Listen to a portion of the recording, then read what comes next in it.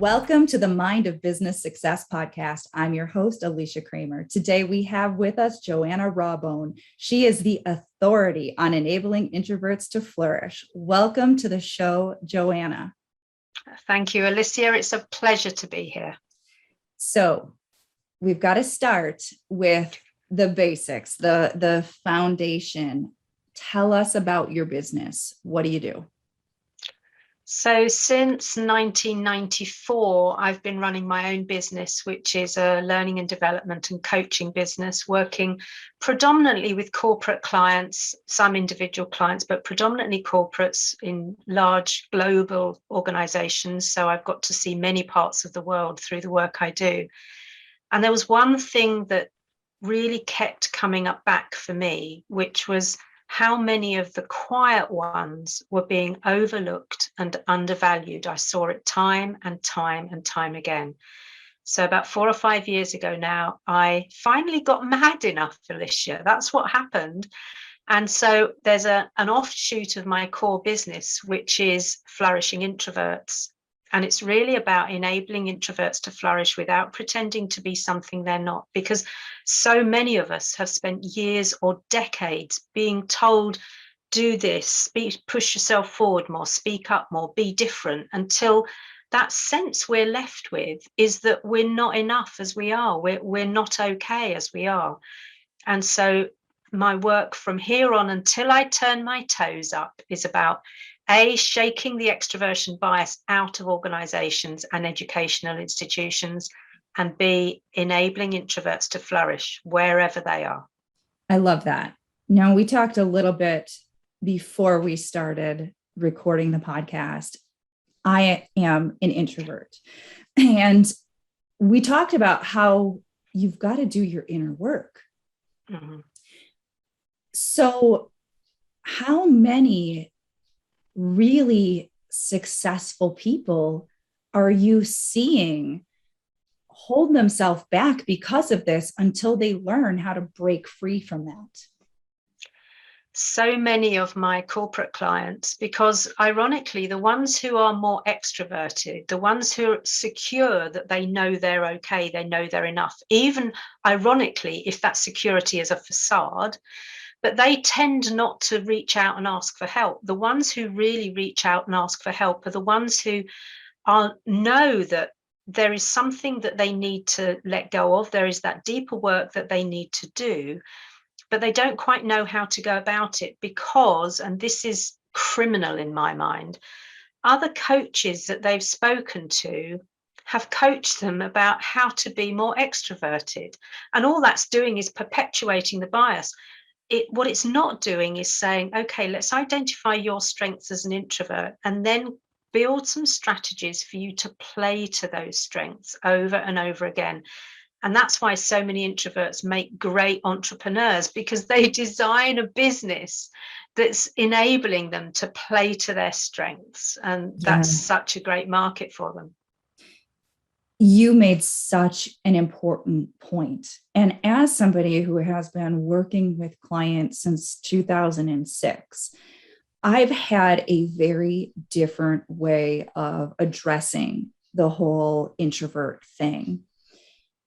Maybe that's because I'm an introvert. So I'm more empathic. I understand. Whereas a coach who maybe is a natural extrovert, they think, oh, you just need to be more like this.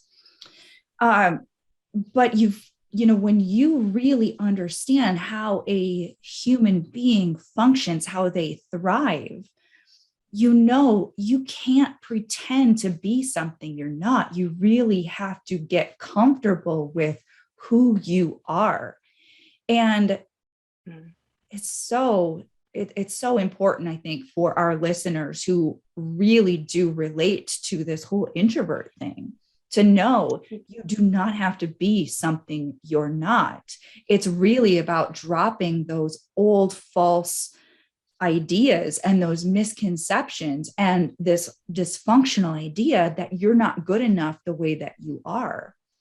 Now, being an introvert, many years before starting my business, I was in sales. Sales is all about teaching you how to be an extrovert, right?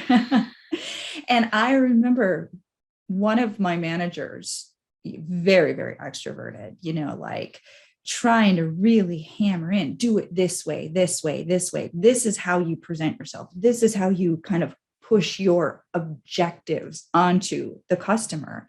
And it felt so incredibly off to me. And I tried, and it was not working. It wasn't natural. It didn't feel right. I was out of integrity with myself. And people pick up on that. It's very off-putting. And finally, one day I just woke up, and I was actually the manager of that organization. And so, I'm trying to do right by the owner of the company. And I just said, this is BS. This is not working. I'm not doing it anymore. And I just decided to be me.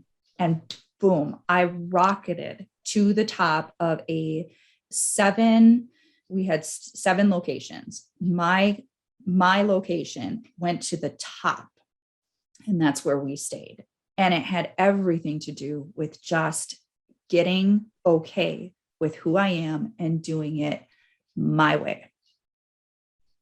And I applaud you for that, absolutely, because that's the point that many introverts, they have that sense of that's where they need to be. But because the pressure of this bias is all around us, it almost feels like either we don't have permission to, or we don't know how to, or we don't know where to start. It feels too much that we're fighting against, like we're pushing, water uphill. So I think the more of us like us who absolutely get what introverts are about how we function, about how we're wired differently. My saying now is we're not weird, we're wired differently. It's an aspect of neurodiversity that we really need to understand as part of the diversity, equity, and inclusion agenda for the corporates. But for the people who are the entrepreneurs, it's also about understanding the gifts that I bring when I'm working with my clients. It's a different experience. And absolutely. I have clients that are introverted and clients that are extroverted.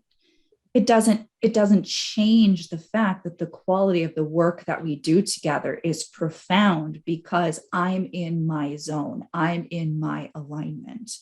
And so let's talk a little bit about the fact that it is almost like a 50-50. We're not the minority. It's not even like a 20-80 situation. So talk to us about that.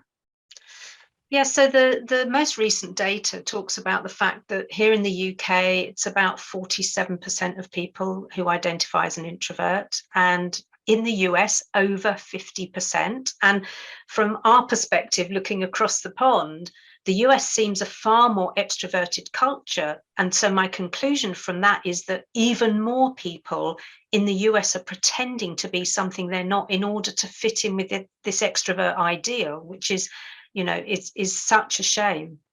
And one of the things that I think we need to do is dispel some of those myths and misconceptions. Because if you look at some of the synonyms for introvert, it's horrible things like, narcissist, wallflower, antisocial, diffident, timid, withdrawn, self-absorbed. So if you were to do a general poll and said who identifies as an introvert, there wouldn't be many hands going up, because people rightly don't want to be associated with those kind of synonyms.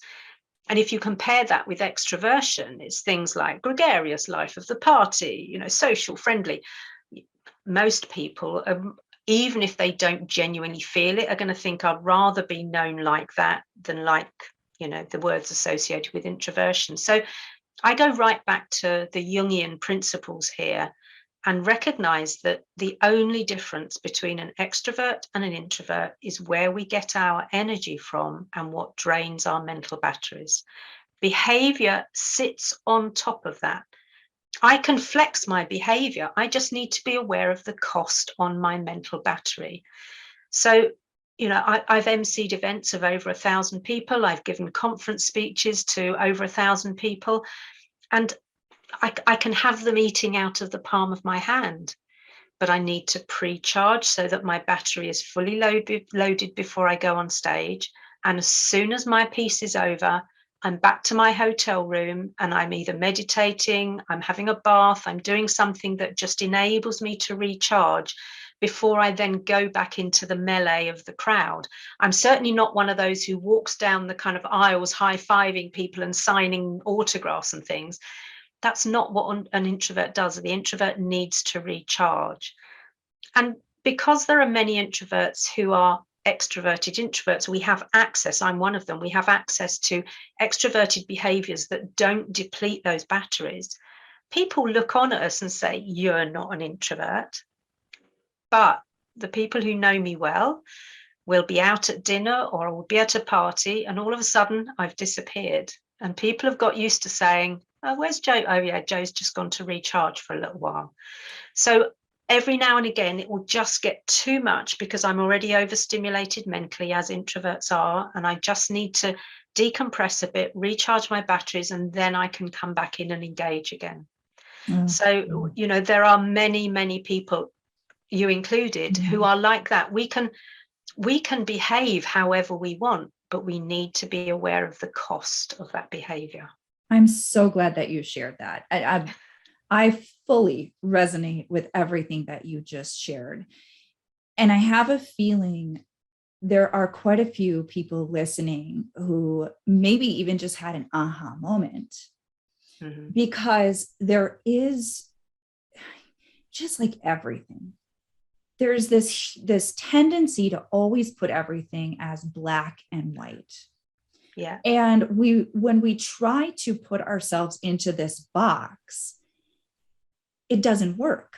It doesn't make sense. That's not the whole story. So oftentimes we get into like this whole mental quagmire. It's like, who am I? What am I supposed to do? What is the right thing to do? And somebody like you who specializes in this and who can help people really get clear on who am I? What do I need? How do I thrive?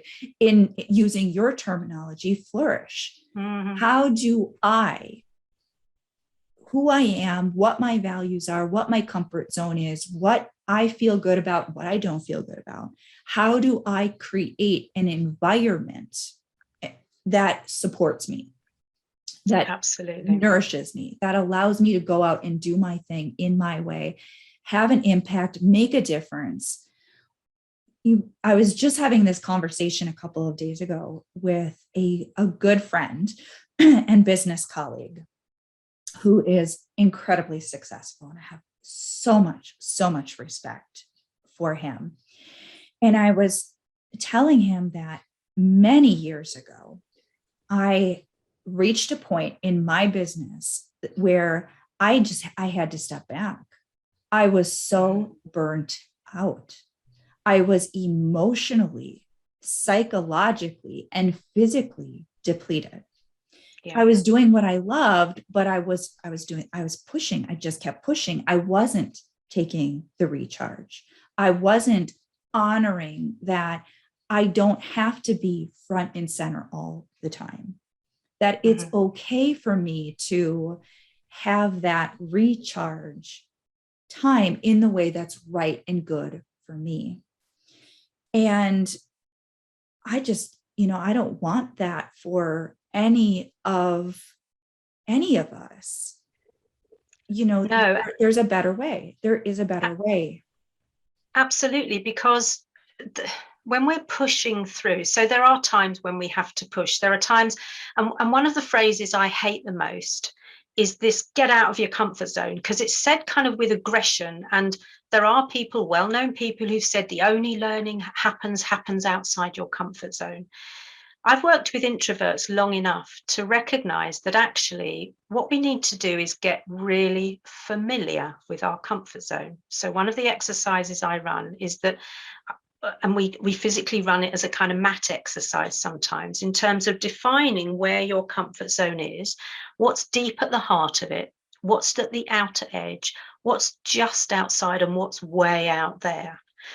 Because what I then encourage people to do is to work at that outer edge of their comfort zone, so that imperceptibly, without them even recognizing, that comfort zone is growing and growing and growing and growing. And it doesn't take very long when they look back and realize how far they've come, but there's been no fear, no struggle, no push.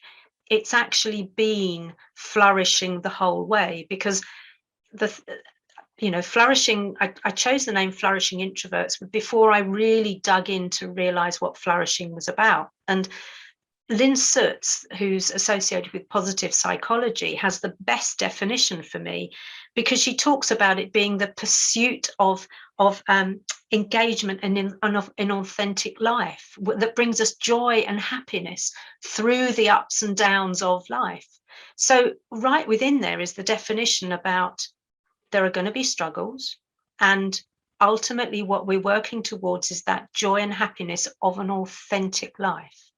So my approach is, as Sir Dave Brailsford did with the 2012 Olympic cycling team, it's that marginal gain approach. Let's do little by little that's sustainable. That means we don't fly out there out of our comfort zone and then come retreating, never to venture out again. But we just grow and flourish, because flourishing is a journey, not a destination. It's a choice we make moment by moment. So every day when I wake up, my choice and my decision is, today I'm going to flourish, despite what life throws at me. It's a choice. Yeah. Yeah. And the work that I do with clients is similar in some respects. It is about those incremental gains. Mm-hmm. Now, Mm-hmm. what a lot of people don't realize is that when you start to drop those old stories, those old negative associations, the growth is very, very rapid, and it feels very natural. Mm-hmm. So when people are pushing against their subconscious or sometimes even conscious fears, doubts, insecurities, old limiting beliefs, that old image that they have of themselves, and all of the stories that they've been telling themselves for so long, when you start to drop that stuff, it doesn't feel hard. Now, that doesn't mean that on the journey to that, your stuff's not going to come up. That will happen, and that never feels good. But once you learn how to start dropping it like that, I mean, wow, the growth is incremental in a way that other people would look at as almost abnormal or surreal, or, I mean, quantum leaps. Yeah, so, absolutely. Yeah, and it's really reassuring to speak to someone who also works in that incremental way, rather than these kind of, these massive changes that then you check in with people 2 or 3 months later and they've gone back the way they were because they weren't sustainable. And you'll see in my website claims of, I have had clients who have, in some cases, broken through their first 6 figures. In some cases, they've broken their first 7 figures. In some cases, they've added, multiple zeros onto their income. And, the interesting thing is that from an outsider looking in, it's like, wow, that's amazing, right?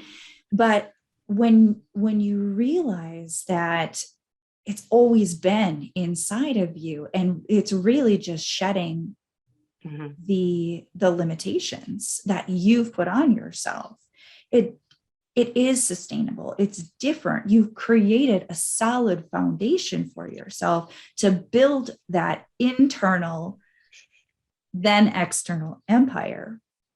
Yeah, absolutely. So I'd love to talk a little bit about your personal journey. So where have you seen yourself stumble? Where have you seen yourself break through? Where have you seen yourself grow on your journey as a business owner? There have been many points. If I were to kind of draw a timeline, there'd be many highs and lows. I think the time where I really started to find who I was and find what I wanted to do and the legacy that I wanted to create was after I lost both of my parents. And I always think it's such a shame that for people, especially of my age, it often takes something really significant like that for us to have a moment of actually, what am I doing with the rest of my life? So I've known I've been an introvert since my 30s, but the early years, I realized what the difference was between me as an introvert and the extroverts. So then I had a model to copy to be more extroverted. And that's when I eventually hit burnout in the early 2000s. And my introvert burnout took me over 3 months to recover from. And it took a colleague kind of riding over the horizon on a white horse, kind of, with shiny armor, to help me reconnect with my passion. And my passion is about seeing the lights go on for people. It's about enabling people to grow. And that's why I've been running my training and coaching business since 94, and why I'll do it until I turn up my toes. I have no sense of wanting to give this up, because it's work that's needed, and it's work that brings me joy. Some of the significant points fairly recently have been when I realized that passion plus purpose trumps fear. Because as an introvert, I didn't enjoy doing things like Facebook Lives. I really didn't enjoy seeing myself filmed or recorded in any way. It took me a while to get over hearing my voice on my podcast. And then I realized actually that, and it was a good coach and mentor to me who said, if you don't get your work out into the world, you're denying other people the opportunity to flourish. Is that what you want? And that kind of hit me like a bolt between the kind of, on the chest bone, really. Because no, I absolutely. So that was what enabled me to get out of my own way. And I'm not perfect. We have this mantra now that done is better than perfect. It can be a bit scrappy from time to time. That's okay. I talk about myself being a recovering perfectionist, because all perfectionism did for me was slow me down. So I've kind of got over that. And I think the other most significant moment for me was where I developed a process to meet my inner critic and understand what my inner critic was afraid of. Because it's just one of my sub-personalities. We all have, as we know, 15 or so of them. It's just a sub-personality. But the guided meditation I have to meet your inner critic and understand what the fears are, understand what would need to be different in order for, to pacify, as it were, that inner critic. Because I don't subscribe, and I don't know your approach to this, but I don't subscribe to that silence, manage, defeat, block inner critic, because it is part of your sub-personality, is the way I've worked with it. So that has been really significant. My inner critic is called Gladys. Can't take her particularly seriously because of the name. Apologies to any Gladyses listening. And she looks a bit like a cross between Gollum and Dobby the house elf from Harry Potter. So if you imagine that really pale, waxy skin and big, watery eyes, full of fear. And once I recognized that, because every now and again, Gladys will whisper something in my ear, and I'll have to acknowledge, you're right, I do need to be paying attention to that. And if all I'd done was silence the inner critic, I wouldn't have got that message. And in fact, for years, I tried to just shut her up, and she just got louder and louder and more persistent. So it's really enabled me to be discerning about the messages I listen to, those I don't, and just to kind of give her ego a bit of a stroke and say, thanks for having my back, but we've got this, we're okay in this account. And then I couple that with the inner advocate. And now I've got both of those kind of working for me. I do feel unstoppable, Alicia. That is awesome. I always explain to my clients that our tendency is to repress those uncomfortable feelings. When the feeling of fear comes up, we are conditioned to try to push it away. But when we do that, we're not releasing it. So what ends up happening is it just keeps coming up over and over and over again. And so I always teach my clients how to actually release that energy, take the negative emotional charge off of the fear, I love to use the analogy. If you don't have children, you've been one, so you can probably relate to this, right? There's that phase that we go through. And I have a toddler. She's 3 currently. So I've seen her actually go through this a little bit. But I even remember it into my, I don't even know when it ended, but I remember laying in bed, afraid of the dark, terrified, absolutely terrified. And your mind will absolutely terrorize you, antagonize you, and you will lay there literally for hours in a state of fear, unable to sleep until you reach a point of physical exhaustion where your body literally cannot stay awake anymore, and then you will finally fall asleep. Now, our fears are like that. And if we don't get up, turn on the light, look at what we're so damn afraid of, we will terrorize ourselves. Our mind will antagonize us. If you just get up and turn on the damn light, you will see that what you are so sure is that big, scary monster is not real. And in the moment that you shine the light of truth on it, bam, it fades away. And now you can lay down and peacefully drift off to sleep. We have to be able to release those fears. They are not real. Now, there is a distinction between our inner guidance saying, don't go there, don't go down that alley. I'm getting a bad vibe about that person or that business opportunity. That's different. If you're booming with fear, you can't hear your inner guidance. You can't make that distinction between what your inner guidance is saying and what your old conditioning is saying. Yeah. So, such a great conversation. You have to share with our listeners, where can they learn more about what you're doing? How can they get in contact with you? Probably the best place is I have a kind of one-stop shop, which is my website, flourishingintroverts.com. And there you'll find my TEDx talk, which talks about shifting the extroversion bias to unlock the potential of introverts.